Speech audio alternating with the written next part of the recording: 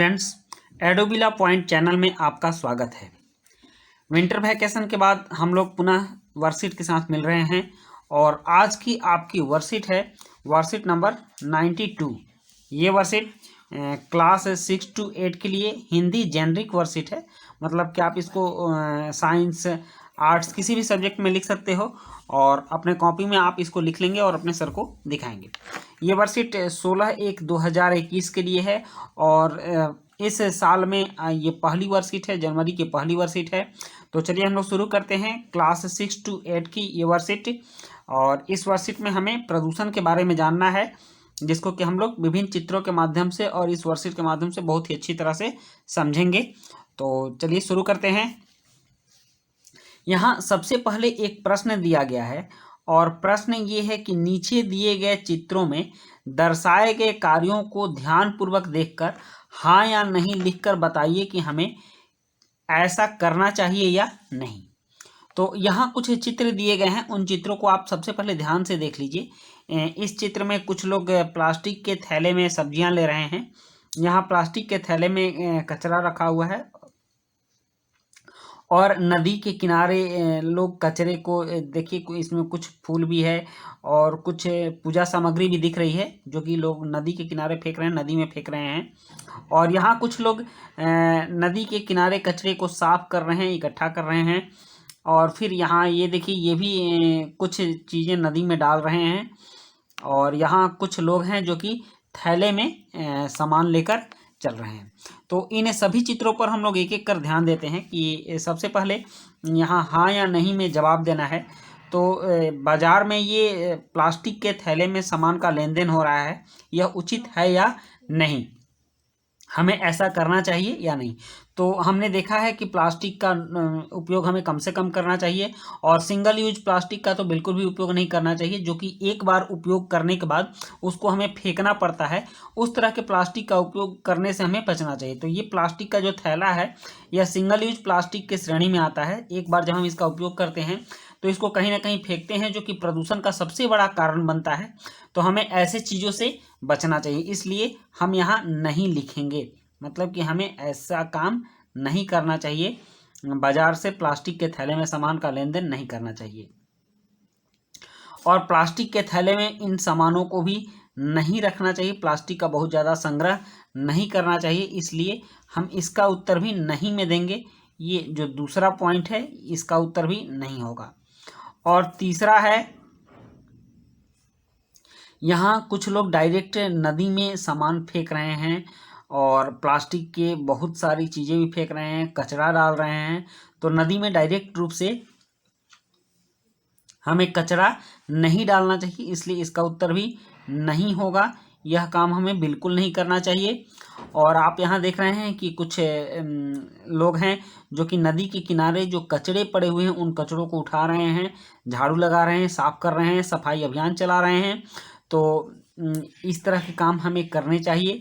हमें नदी के किनारे सफाई करनी चाहिए। स्वच्छ भारत मिशन में हमारे देश के प्रधानमंत्री ने भी कहा है कि हमें अपने आसपास सफाई रखनी चाहिए और सफाई के साथ ही ज़िंदगी जीने की आदत डालनी चाहिए। क्योंकि जब हम सफाई रखेंगे तो प्रदूषण कम होगा, गंदगी कम फैलेगी और पर्यावरण को नुकसान कम पहुंचेगा। और जब पर्यावरण को नुकसान पहुंचेगा तो पर्यावरण भी हमें नुकसान नहीं पहुंचाएगा। ऐसा हम लोग देख रहे हैं कि अपने सुख सुविधा की चाहत में हम लोग पर्यावरण को ज़्यादा से ज़्यादा नुकसान पहुंचा रहे हैं।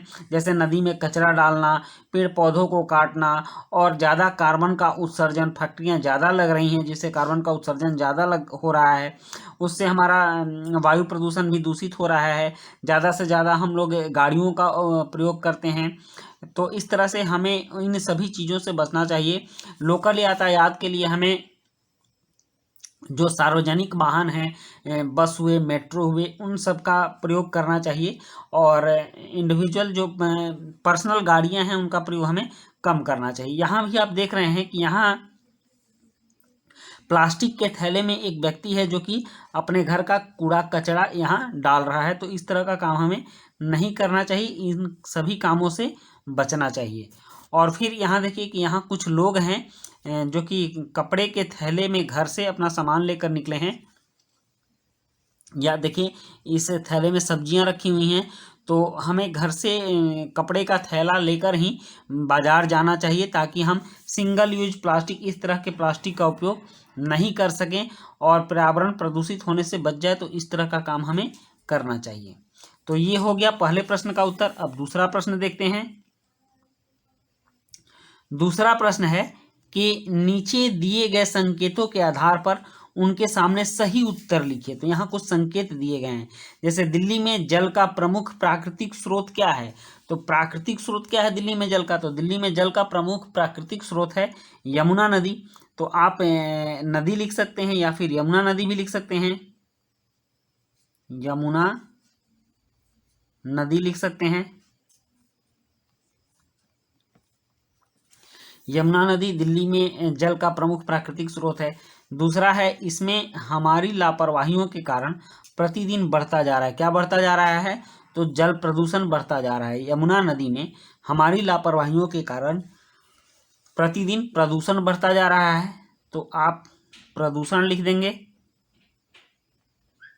हमारी लापरवाही के कारण हम उसमें कचरा डालते हैं, हम उसमें केमिकल डालते हैं, हम अपने शहर की गंदी नालियाँ यमुना नदी में बहाते हैं। तो यमुना नदी के प्रदूषण के कारण तो हम ही हुए, और हमारे कारण ही यमुना नदी का प्रदूषण स्तर बढ़ता जा रहा है। अब कह रहा है इसमें रहने वाले जीव हैं। तो नदी में कौन कौन से जीव रहते हैं? तो नदी में मछली रहती है, मेढक भी रहते हैं, उसके बाद नदी में सांप भी रहते हैं, मगरमच्छ भी रहते हैं। तो इस तरह से बहुत सारे जीव हैं जो नदियों में रहते हैं। आपने घोघा देखा होगा, सीप देखा होगा, क्रैब देखा होगा, केकड़ा, ये सभी जीव नदी में रहते हैं, नदी में रहने वाले जीव हैं। जितने भी जलचर हैं, जो जीव जल में रहते हैं, वो सभी नदी में भी रहते हैं। जलीय जीवों और पर्यावरण के लिए जल की प्रदूषित स्थिति है। तो जल की प्रदूषित स्थिति, अगर जल प्रदूषित है तो जलीय जीवों और पर्यावरण के लिए क्या है? वो हानिकारक होगी। तो हम यहाँ हानिकारक लिखेंगे, हानिकारक मतलब जलीय जीवों और पर्यावरण के लिए जल की प्रदूषित स्थिति है हानिकारक। तो इस तरह से हमने दूसरे प्रश्न का संकेत के माध्यम से उत्तर दिया। अब यहाँ तीसरा प्रश्न है, और तीसरा प्रश्न है कि दिल्ली प्रदेश की प्रमुख नदी का नाम लिखिए और अपने परिवारजनों के साथ इस बारे में चर्चा कीजिए कि हम इसमें बढ़ते हुए प्रदूषण की रोकथाम के लिए क्या क्या कर सकते हैं, और उन उपायों को लिखिए। तो हमें इस प्रश्न का थोड़ा लंबा उत्तर लिखना होगा। तो चलिए इस प्रश्न का उत्तर हम लिखते हैं। इसके लिए हम लोग आंसर शीट पर चलते हैं। यहाँ प्रश्न 3 है कि दिल्ली प्रदेश की प्रमुख नदी का नाम लिखिए और अपने परिवारजनों के साथ इस बारे में चर्चा कीजिए कि हम इसमें बढ़ते हुए प्रदूषण की रोकथाम के लिए क्या क्या कर सकते हैं, और उन उपायों को लिखिए। तो सबसे पहले यहाँ उत्तर है कि दिल्ली प्रदेश की प्रमुख नदी यमुना नदी है। उसके बाद है यमुना नदी में प्रदूषण रोकने के निम्नलिखित उपाय हैं। क्या क्या उपाय हो सकते हैं? तो इसमें पहला उपाय है कि शहर की गंदगी को तथा सीवेज को सीधे नदियों में नहीं डालना चाहिए। हम लोग देखते हैं कि बड़ी बड़ी जो नालियां हैं वो यमुना नदी में सीधे गिरती हैं। तो इस चीज़ को रोकना चाहिए।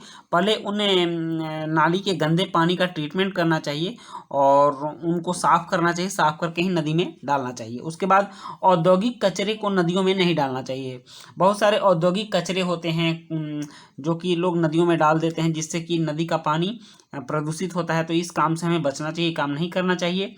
पूजा सामग्री को नदियों में प्रवाहित नहीं करना चाहिए, और नदियों में किसी भी तरह के खतरनाक रसायन को नहीं जाने देना चाहिए, क्योंकि इससे क्या होता है कि अगर रसायन खतरनाक है तो नदियों में जितने भी जलीय जीव होते हैं वो सभी जलीय जीवों के मरने का खतरा होता है। कभी कभी हम लोग देखते हैं न्यूज़ में आता है कि यमुना नदी के किनारे बहुत सारी मछलियां मरी पड़ी रहती हैं। तो ये कैसे होता है? नदी में खतरनाक रसायन के जाने की वजह से ही ऐसा होता है। तो बच्चों, ये थी हमारी आज की वर्कशीट ने क्लास 6 to 8 की वर्कशीट नंबर 92, और हमने बहुत ही अच्छे ढंग से इसको कंप्लीट कर लिया।